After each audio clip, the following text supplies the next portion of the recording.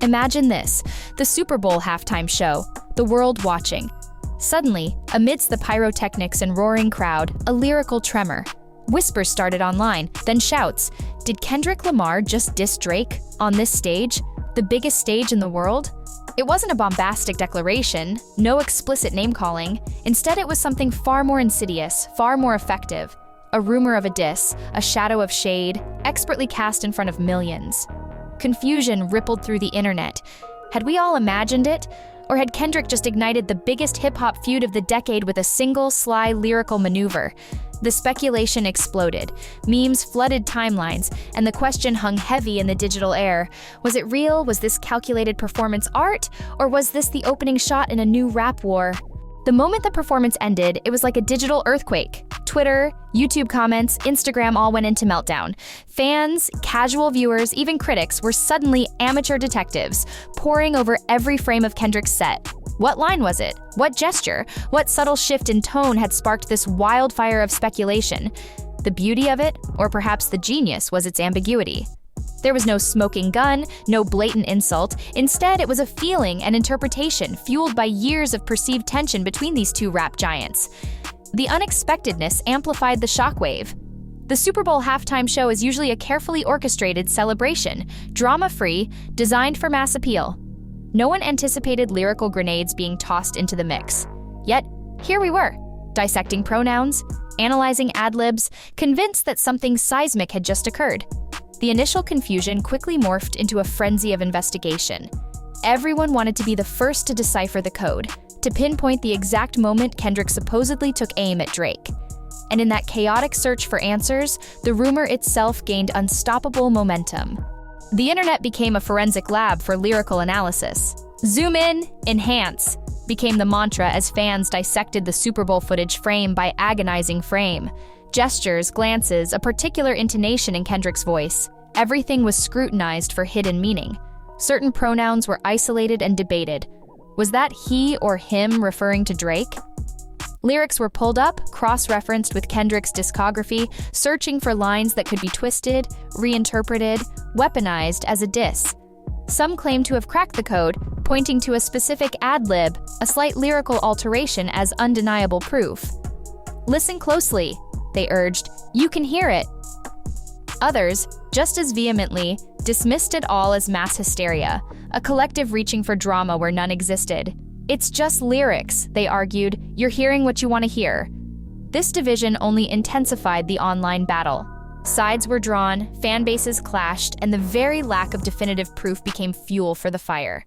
The beauty of a subtle diss, if that's what it was, is that it exists in the eye of the beholder. It's deniable, debatable, and therefore endlessly engaging, and that's exactly what unfolded. In the eye of this digital storm, Drake was silent, uncharacteristically so. The king of clapbacks, the master of social media sparring, offered nothing. No cryptic tweets, no pointed Instagram stories, no carefully worded statements from his camp. Just silence. And in the age of instant reaction, silence speaks volumes. It fueled the flames of speculation even higher. Was he seething with rage, plotting his lyrical retaliation in the shadows? Or was he genuinely unbothered, above the fray, dismissing the rumor as beneath his notice? Fans debated every possible interpretation of his silence. He's strategizing, some declared. He's waiting for the perfect moment to drop a diss track that will obliterate Kendrick. Others saw it as a calculated power move. He's showing he's above it all, they argued. Kendrick's diss was so weak, Drake doesn't even need to acknowledge it. The longer the silence stretched, the louder the speculation became. It was a masterclass in controlling the narrative, or perhaps in appearing to control it. Drake's silence became as much a part of the story as the rumored diss itself, adding another layer of intrigue to the unfolding drama. To truly understand why this Super Bowl rumor detonated with such force, you have to rewind, to look at the history between Drake and Kendrick. Early on, there was collaboration, mutual respect, even cosigns. But beneath the surface, a tension seemed to simmer. Both were ascending to the very peak of hip-hop, vying for lyrical supremacy, chart dominance, cultural impact. It wasn't an all-out war, more like a Cold War, fought with subtle jabs, veiled references, and a distinct avoidance of direct confrontation. Interviews hinted at it. Lyrics were dissected for subliminal shots. Public appearances were scrutinized for awkward body language, a lack of acknowledgement. Fans, ever eager for drama, picked up on these subtle cues, building a narrative of rivalry, even if the artists themselves never explicitly declared it. This history of simmering tension was the perfect kindling for the Super Bowl spark. It provided the context, the believability, for the rumor to take hold and explode. It wasn't just a random diss, it was perceived as the latest escalation in a long-standing, unspoken feud. Finally, the silence broke. Drake went live on social media, ostensibly for a casual chat with fans, but everyone knew what was really on the agenda. The question hung in the digital air. Would he address the Kendrick rumor? And if so, how? What followed was not the explosive clapback some expected, nor the dismissive denial others predicted.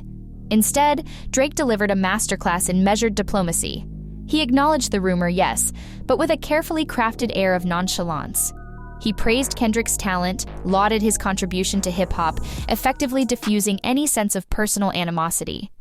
He expressed a hint of frustration, not at Kendrick, but at the culture of speculation itself, how it could overshadow the music. He suggested subtly that if Kendrick did have something to say, a direct approach would be preferable to ambiguous Super Bowl lines. Crucially, he never outright denied the possibility of a diss. He left the door slightly ajar, allowing the rumor to linger, to continue to generate buzz. It was a nuanced performance, a carefully calibrated response designed to quell the immediate firestorm while still subtly playing the game. Drake's response, as calculated as it seemed, only deepened the divide. Fans and critics split into factions, each interpreting his words through their own pre-existing biases. Mature, diplomatic, classy, declared Drake's supporters, praising his composure, his refusal to engage in petty drama. They saw it as a sign of his superior status, his ability to rise above the fray. But others saw weakness, a subtle admission of guilt. Cornered, deflecting, avoiding the real issue. They argued that his praise for Kendrick was backhanded, his nonchalance feigned, a mask for underlying insecurity. The debate raged on, fueled by leaked quotes from insiders claiming to know Drake's true feelings. Some whispered of annoyance, others of quiet fury, all adding to the swirling vortex of speculation. Music critics weighed in, offering intellectual dissections of the diss, debating its lyrical merit, its intended target, its overall impact. The ambiguity remained, unresolved, deliberately so perhaps.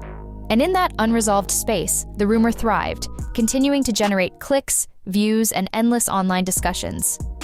The question wasn't just if there was a diss, but what Drake's reaction truly meant, and no one could definitively agree. But beyond the personal drama, beyond the he said, she said, this whole Super Bowl incident reveals something fundamental about hip-hop culture itself. Rivalry, real or perceived, is in its DNA. Competition, lyrical sparring, the constant jostling for position, it's all part of the game. And fans love it. They crave the drama, the tension, the spectacle of two titans clashing, even if only through veiled lyrical jabs. This rumored diss, even if entirely fabricated by overzealous fans, tapped into that primal desire for conflict, for narrative, for a good old-fashioned hip-hop beef.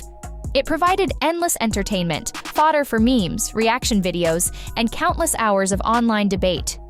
In a way, it was a testament to the enduring power of hip-hop's competitive spirit.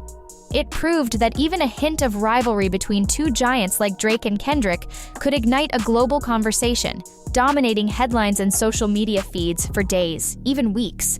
This wasn't just about music anymore, it was about the story, the mythos, the ongoing drama that keeps fans engaged, invested, and coming back for more.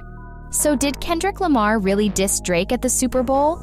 Ultimately, the answer remains elusive, shrouded in ambiguity, perhaps intentionally so. But in a way, the truth doesn't even matter. What matters is the narrative that was created, the wave of speculation it unleashed, and the way both artists navigated the storm. Drake, with his measured response, cemented his image as the composed, PR-savvy superstar, above the fray, always in control. Kendrick, through his silence, reinforced his mystique, the enigmatic lyrical genius who speaks through his art, leaving fans to decipher the riddles. The Super Bowl incident, whether a real diss or a phantom menace, became another chapter in the ongoing saga of Drake and Kendrick, a story of rivalry, respect, and the enduring spectacle of hip-hop's competitive landscape. And as long as these two titans remain at the top, Expect the speculation, the rumors, and the endless fan debates to continue. Because in the world of hip-hop, sometimes, the rumor of a war is just as captivating, just as culturally significant as the war itself. And the story, like so many in hip-hop, remains to be continued.